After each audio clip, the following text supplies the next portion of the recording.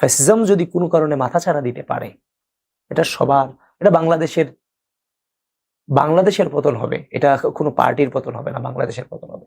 আগামী 5 বছরে বাংলাদেশের রাজনীতিতে সম্ভাবনাটা আসলে ঝুঁকিটা কোথায় বলে মনে করছেন, বা সম্ভাবনাটা?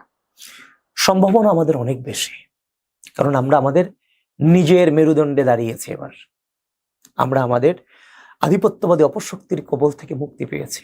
এখন আমরা আমাদের সকল রাষ্ট্রকে বন্ধু বানিয়ে আমার স্বার্থ উদ্ধার করে রাষ্ট্রকে সর্বোচ্চ জায়গায় নিয়ে যাওয়ার সময় এসেছে। কিন্তু যদি আবারও আমরা বিভক্ত হই বাংলাদেশের প্রশ্নে, ফ্যাসিজমের প্রশ্নে, তাহলে কিন্তু আমাদের খুব খারাপই আছে কপালে। এজন্য আমাকে বিভিন্ন টকশোতে যাওয়ার পরে বলে কতটুকু সফল, কতটুকু ব্যর্থ। আমি এখনো পর্যন্ত অনৈক্যের সুরে কথা বলতে রাজি হই নাই এবং ভবিষ্যতে হব না।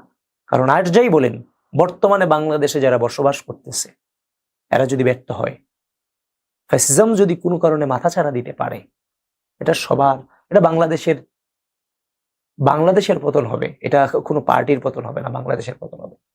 সুতরাং সেই সুযোগ দেব না। এজন্য আমি বারবার বলতে চাই, দেখেন, গঠনমূলক সমালোচনা করেন, গঠনমূলক সমালোচনা করেন, যে অপরাধী করবে তার বিচার করেন, কিন্তু শুধু শুধু মবক্রেসি তৈরি করে মানুষের মনে বিষ বাষ্প ছড়িয়ে রাষ্ট্রকে অস্থিতিশীল করেন না।